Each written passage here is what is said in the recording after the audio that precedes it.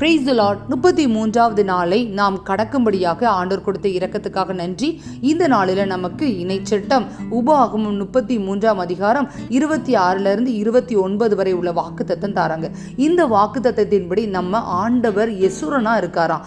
அவர் வானங்களை தாண்டி மேகங்கள் மேலே ஏறி வர்றவரா இருக்கிறாராம். அவருடைய புயம் நமக்கு ஃபவுண்டேஷன் அடைக்கலமா இருக்கான். நம்ம முன்னிடம் இருந்து பகைவர்கள் அவர் விரட்டி அழித்து விடுவாராம். அது மட்டுமல்லாமல் யாக்கோபுக்கு அவர் தானியமும் திராட்சை ரசமும் வழங்குவாராம், பனிமழை பொழிவாராம். இஸ்ரவேலை நீ பேறு பெற்றவன் சொல்றாரு, நீ மீட்கப்பட்ட இனம்னு சொல்றாரு, உன்னை காக்கிற கேடயம் என்று அவர் சொல்றாரு.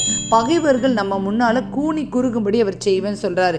இந்த வேலையில இந்த வாக்குத்தத்தம் உங்களுக்கு தான். ஆண்டவர் சொல்றாரு எபிரேயர் 4:12 வாக்குத்தத்தம்ங்கிறது என்னன்னா 2 பக்கமும் கருக்கு வாய்ந்த பட்டயம் போன்றது. இந்த வார்த்தையை கையில் எடுத்து ஜெபம் பண்ணுங்க. இப்போ யெசுரனே என் தேவனே எனக்காக வாங்கப்பா, மேகங்கள் மேல ஏறி வாங்கப்பான்னு ஜெபம் பண்ணலாமா? ஆண்டவரை நோக்கி கூப்பிடலாமா? நம்ம பகைவர்களை அழிக்கக்கூடிய ஆற்றலுள்ள அந்த அப்பாவை நம்ம கூப்பிடலாமா? ஆண்டவர் சொல்றாரு, நீங்க ஜெபிக்கிற நீங்க தான் இஸ்ரவேல், உங்களுக்கு தான் தானியமும் திராட்சை ரசமும் அவர் தருவேங்கிறாரு. உங்க மேல பனிமலை பொழிவேங்கிறாரு. அது மட்டும் இல்லாம உங்களுக்கு விரோதமா யார் யார் எழும்பியிருக்காங்க கவலைப்படாதீங்க, அவங்க அனைவரையும் விரட்டி அடிப்பார். அவர்கள் அனைவரும் மடங்கடிக்கப்படுவாங்க. ஜெபம் பண்ணலாமா? அன்பும் இரக்கமுள்ள நல்ல தகப்பனே, இந்த வேலைக்காக நன்றி ஆண்டவரே. ஆண்டவரே, நானும் என் குடும்பமும் உமது பாத தடியிலே வந்திருக்கிறோம் ஐயா.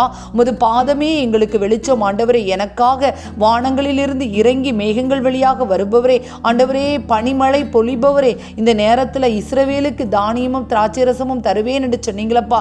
ஆண்டவரே, என்னுடைய பகைவர்கள் எனக்கு முன்பாக கூனி குறுகுவாங்க என்றும் அவர்கள் விரட்டி எடுக்கப்படுவாங்க என்று சொன்னீங்களே ஆண்டவரே. என்னை எதிர்த்து தேவையில்லாமல் பேசுகிறவங்க, முறுமுறுக்கிறவங்க, என்னை காயப்படுத்துகிறவங்க எல்லா பகைவர்களையும் ஒப்புக் கொடுக்கிறேன். அது மட்டும் அல்லாமல் எனக்கு விரோதமாக ஆண்டவரை வைக்கப்பட்ட கண்ணியாகிய கடன்பாரங்கள், பிரிவினைகள், சமாதான குலைச்சல்கள், மலட்டுத்தன்மைகள் அனைத்து சாத்தானையும் ஆண்டவரை நீர் குறுகும்படியாக இந்த மாதத்திலே ஆசீர்வாதத்தை தரப்போற கிருபைகளுக்காக நன்றி.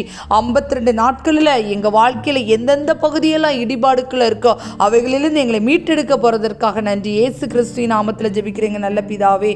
ஆமேன், ஆமேன்.